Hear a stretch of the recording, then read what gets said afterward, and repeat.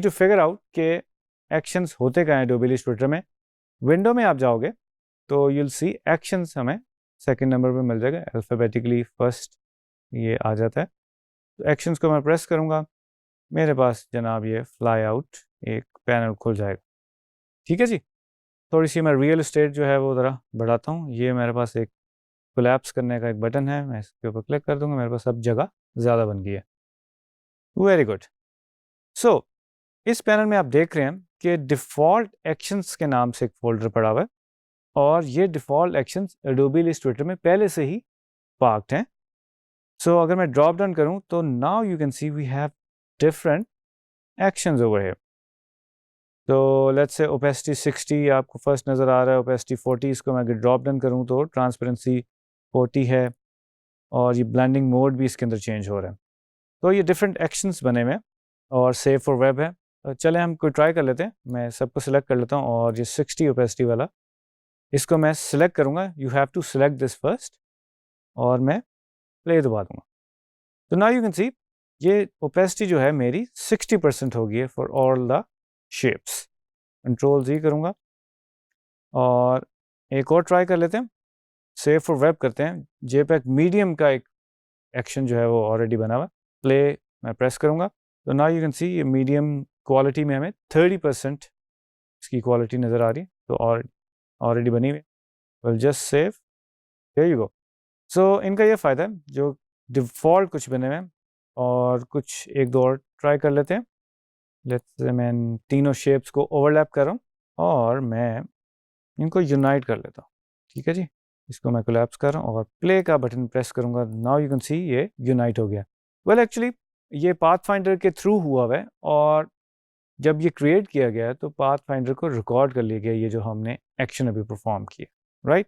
सो इसी तरह के जो प्रोसेसेस जो रिपीट होने वाले हैं उनके एक्शंस बना लिए जाते हैं ताकि हम एफिशिएंटली और थोड़ा सा टाइम सेव कर सकें। सो अब हम क्या करेंगे, अब हम अपना एक्शन क्रिएट करेंगे। ठीक है जी, और उसको बाद में सेव भी करेंगे। सो ये जो बर्गर आइकन बना हुआ है इसमें आपको डिफरेंट ऑप्शंस मिल जाती हैं जिससे आप न्यू एक्शन क्रिएट कर सकते हैं, न्यू सेट क्रिएट कर सकते हैं, recording, stop recording, record again, ये सारी ऑप्शंस हैं। आप इसे एक दफ़ा देख लें आराम से।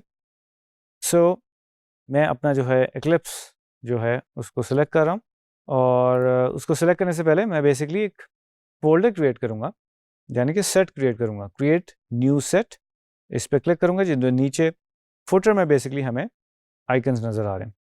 तो इसको मैं कह देता हूँ राफे सेट 1। ठीक है जी। और जैसे ये पहले फोल्डर बना हुआ है ये एक नया फोल्डर क्रिएट हो गया और इसको मैं सिलेक्ट कर लूँगा। अब मैं क्या करूँगा, अब मैं न्यू एक्शन क्रिएट करूँगा और इस प्लस के साइन को मैं आइकन को प्रेस करूँगा और इसको भी मैं कोई नाम दे देता हूँ। इसको हम रैंडम अभी नाम दे देते हैं। आप जो भी एक्शन परफॉर्म करवा रहे हैं आप वो नाम भी रख सकते हैं ताकि आपको बाद में याद रहे जब आप सेव करेंगे और कभी थोड़े दिनों बाद आप दोबारा फाइल खोलते हैं तो एक्शंस जो हैं वो आपकी लाइब्रेरी में सेव रहेंगे। सो रैंडम नाम दे दिया। सेट अगर आप बाद में चेंज करना यू कैन चेंज इट। अभी के लिए मैंने सेट 1 रख दिया। फंक्शन की जो मैं आपको बता रहा था कि एक बटन प्रेस करने से वो आप एक्शन पूरा परफॉर्म करवा सकते हैं, उसमें जितनी भी आप चेंजेस कर रहे हैं या जितनी भी ट्रांसफॉर्मेशंस कर रहे हैं। सो लेट्स से मैं F4 इसको सेलेक्ट करता हूँ। I can add shift control भी, अगर मैं चेक कर दूँ तो शिफ्ट F4 अगर मैं प्रेस करूँगा तो वो एक्शन परफॉर्म होगा। For now it's plain F4 और मैं इसको कोई कलर भी दे दियो। तो नाउ यू कैन सी एक रो ऐड होगी रैंडम के नाम से, this is new action now. और रिकॉर्ड जब मैंने प्रेस किया तो ऑटोमेटिकली अब रिकॉर्डिंग स्टार्ट हो गया। दैट मींस मैं अपने आर्टबोर्ड के ऊपर जो भी चेंजेस लेकर आऊंगा वो रिकॉर्ड हो जाएंगे। सो रिमेंबर ये जो हम सिलेक्शन करते हैं ये रिकॉर्ड नहीं होती क्योंकि हमें सिलेक्ट करना ही होता है किसी चीज़ को मॉडिफाई ट्रांसफॉर्म करने के लिए। ओके जी, अब ये हमारे पास न्यू एक्शन क्रिएट हो गया रैंडम के नाम से। अब मैं इसको सेलेक्ट करूंगा और याद रखिएगा सिलेक्शन जो है वो बेसिकली रिकॉर्ड नहीं होती। तो मैंने सेलेक्ट किया एक्लिप्स को। सबसे पहले मैं कलर चेंज करूंगा, चेंज द कलर, तो थोड़ा क्लोज कर लेते हैं। और जैसे ही मैंने कलर चेंज किया नाउ यू कैन सी ये स्वॉचेस का एक रो ऐड हो गई। ठीक है जी।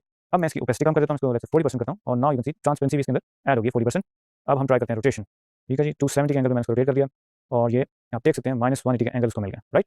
ओके, नाउ अब रोटेशन हुई है। अब मैं इसको ट्रांसफॉर्म करूंगा, स्केल कर देते हैं, छोटा स्केल कर दिया। ठीक है जी। सो अब मैं इसको क्लोज करूंगा एक्शन को। अगर मैं कुछ और परफॉर्म करना चाहता हूँ वो इसमें ऐड हो जाएगा। तो बड़ा सिंपल प्रोसेस है। आई होप इसको आप फॉलो कर पाएंगे बड़े आराम से। और स्टॉप प्लेइंग रिकॉर्डिंग का एक बटन हमें नीचे भी मिल जाता है और अगर मैं बर्गर आइकन पे क्लिक करूँ तो स्टॉप रिकॉर्डिंग हमें यहाँ से भी मिल जाता है। तो अगर हम मिस कर जाए तो you can always go to this menu. चलो जी, stop recording. Now recording stop, ये आप देख रहे हैं बटन है हमारा, ये रेड हो गया था, अभी वापस अपनी हालत में आ गया। Okay, now what I will do is मैं इसको सेलेक्ट करूंगा, अपने ग्रुप में जाऊंगा, फोल्डर में बनाया और रैंडम को बेसिकली सेलेक्ट करूंगा और मैं प्ले का जो बटन है उसको प्रेस करूंगा। नाउ यू कैन सी कि जो चेंजेस हमने इसमें की थी वो इसमें हो गई हैं। मैं अब ये ट्रायंगल पे भी ये कर देता हूँ। आप देख रहे हैं जो हमने ये 4 स्टेप्स किए थे, कलर चेंज, ट्रांसपेरेंसी, रोटेशन और स्केल, वो इन सब पे अप्लाई हो गया। तो this is good.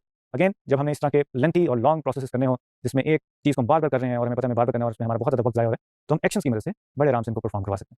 So okay जी, तो अब हमने एक्शंस परफॉर्म कर लिए जो हमने एक्शंस क्रिएट किए थे रैंडम के नाम से। अब बेसिकली मैं अपने एक्शन को सेव करूंगा। सेव करना हमारे लिए इसलिए इंपॉर्टेंट है कि अगर आपकी फाइल में कोई एरर आ जाए या आपका कंप्यूटर बंद हो जाए तो you might lose this action. So इसलिए सेव करना इंपॉर्टेंट है। जब आप दोबारा इलस्ट्रेटर खोलेंगे तो आपके एक्शन जो आपने सेव किए होंगे वो आपको एक्शन की लाइब्रेरी में मिल जाएंगे।